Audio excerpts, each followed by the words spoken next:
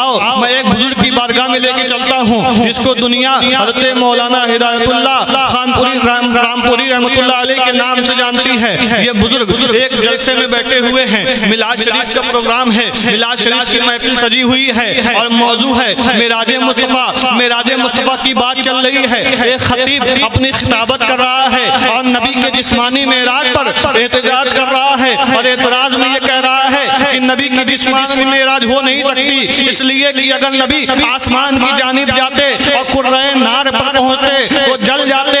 इतना सुनना था, वो बुजुर्ग जलाल में आ जाते हैं और एक मोमबत्ती को लेते हैं। मोमबत्ती को लेने के बाद एक तागे को तेजी से उसमें गुजार देते हैं और कहते हैं कि ऐ मजमे के लोग, ये बताओ क्या इस तागे को ये मोमबत्ती जला सकी या नहीं? लोगों ने कहा नहीं जला सकी। आपने इरशाद फरमाया, सुनो, अगर कोई किसी चाल में भी जाएगा तो कुर्रे नार पर पहुंचकर चल जाएगा, लेकिन मेरे नबी की जब मेराज हुई तो जो सवारी आई थी कोई मामूली सवारी नहीं थी, कोई लंगड़ी सवारी नहीं थी, बल्कि वो सवारी थी जिसको बुरा कहा जाता है और जिस पर वो सवार था वो मूसा का भी इमाम है, ईसा का भी इमाम है, आदम का भी इमाम है, सारे नबियों का इमाम जा रहा है। जो सवारी है वो अल्लाह की तरफ से आई है, इस तेजी से गुजरती है कि कहीं पर भी जा रही है, ना आग जला पाती है ना कुछ जला पाता है।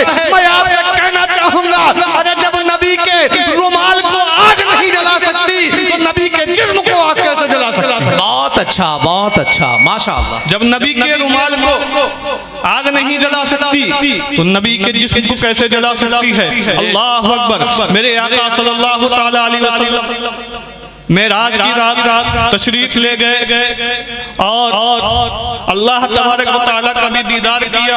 आपने सुना होगा हजरत मूसा अलैहिस्सलाम ने भी ख्वाहिश जाहिर की थी, परवरदिगार मैं तेरा दीदार करना चाहता हूँ। रब ने इरशाद फरमाया, ऐ मूसा तू मुझे नहीं देख सकता, हाँ अगर देखना हो तो मैं अपनी तजल्ली को तूर पहाड़ पर डालूंगा, अगर वो बर्दाश्त कर ले तो ठीक है, तू मुझे देख लेगा। आपको मालूम है जब अल्लाह तबारक व तआला ने अपनी तजल्ली का जलवा दिखाया, हज़रत मूसा अलैहिस्सलाम बेहोश हो गए, लेकिन आपकी आंखों में वो नूरानियत आ गई, वो रोशनी आ गई कि आप हर वक्त हिजाब के साथ रहते थे, अपनी आंखों को ढके रहते थे, इसलिए कि मूसा अलैहिस्सलाम की निगाहों से किसी की निगाह मिलती तो उसकी आंख टूट जाती। क्या कहने? किसी की निगाह मिलती उसकी आंख खत्म हो जाती।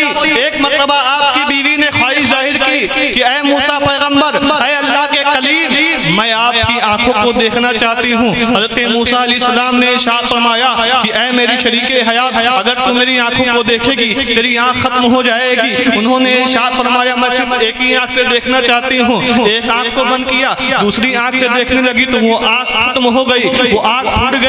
उस आंख को बंद किया, दूसरी आंख से देखने लगी, वो भी खत्म हो गई, वो भी फूट गई। इसी तरीके से सिलसिला चलता रहा। एक आंख रोशन हो जाती, दूसरी फूट जाती। फिर उसके बाद ऐसी रोशनी आग में पैदा हुई कि हज़रत मूसा अलैहिस्सलाम की बीवी हज़रत सफूरा को दूरों नजदीक की चीज बराबर दिखती हुई नजर आ रही, दूरों नजदीक की चीज बराबर दिख रही थी। अब मूसा अलैहिस्सलाम की निगाहों का ये आलम था, जो एक झलक रब की देखी थी, न जाने कितनी मील दूर पे काली चींटी को काली रात में देख लिया कर।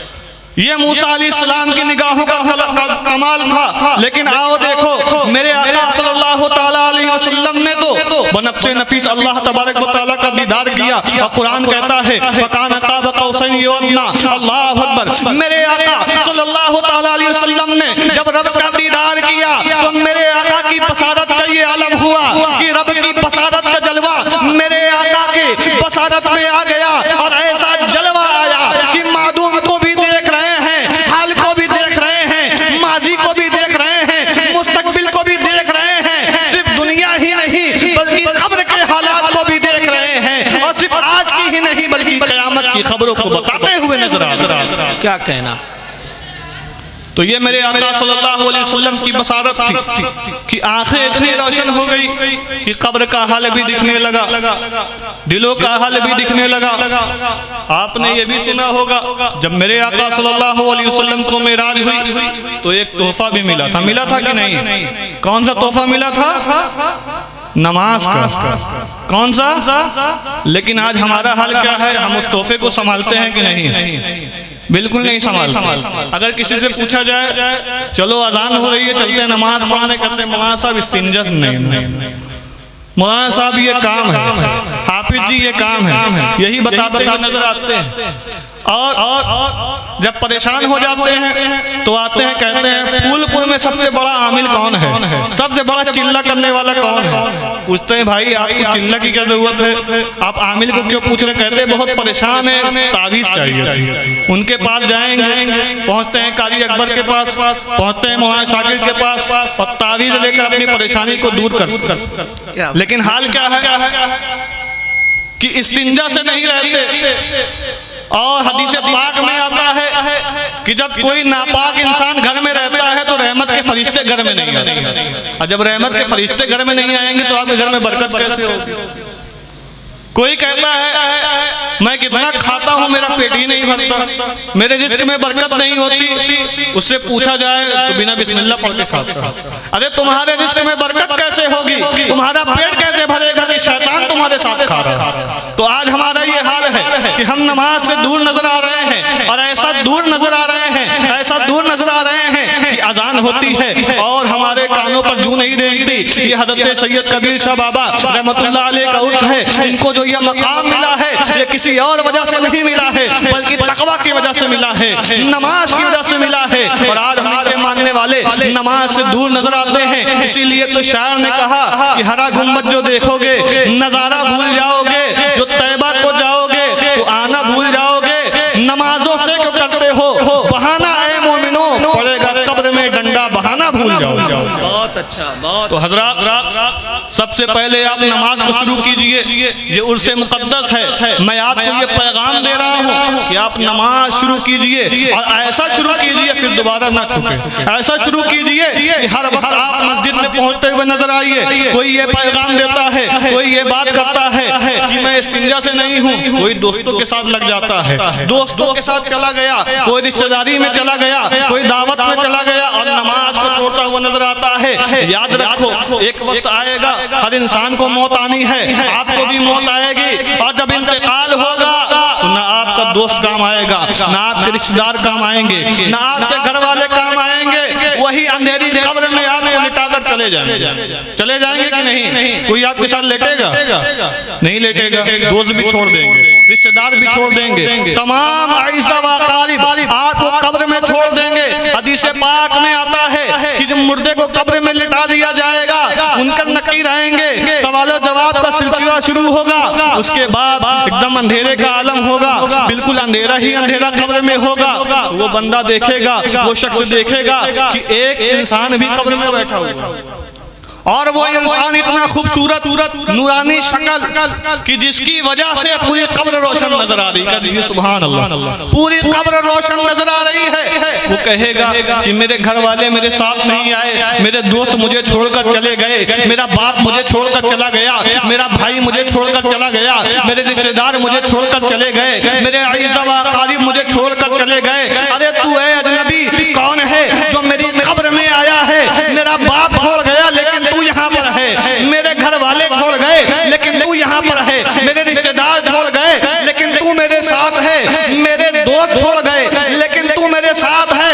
ऐ शख्स बता तू कौन है, कौन अजनबी है जो मेरी कब्र में आकर मेरी कब्र को रोशन कर रहा है, मेरी कब्र में आकर मेरे सुकून का सामान पैदा कर रहा है? तू कौन है? तो आवाज आएगी, मैं कोई और नहीं हूँ बल्कि तेरी वो फजर की नमाज हूँ जो तू मस्जिद में अदा करता था। मैं कोई और नहीं हूँ बल्कि मैं तेरी जोहर असर की नमाज हूँ जो तू अदा करता था। मैं तेरी मगरिब और ईशा की नमाज हूँ, और मैं इसलिए आया हूँ कि तेरे दोस्त साथ छोड़ दें, तेरे घर वाले साथ छोड़ दें। जहाँ पर सबका साथ खत्म हो जाएगा वहाँ पर नमाज का साथ होगा, और ऐसा साथ होगा, ऐसा साथ होगा कि कब्र भी रोशन होती हुई नजर आएगी और तमाम बलाओं से, तमाम अजाब से मुर्दे की हिफाजत करती हुई नजर। वाह वाह, अल्लाहु अकबर, जिंदाबाद जिंदाबाद जिंदाबाद, जिंदाबाद।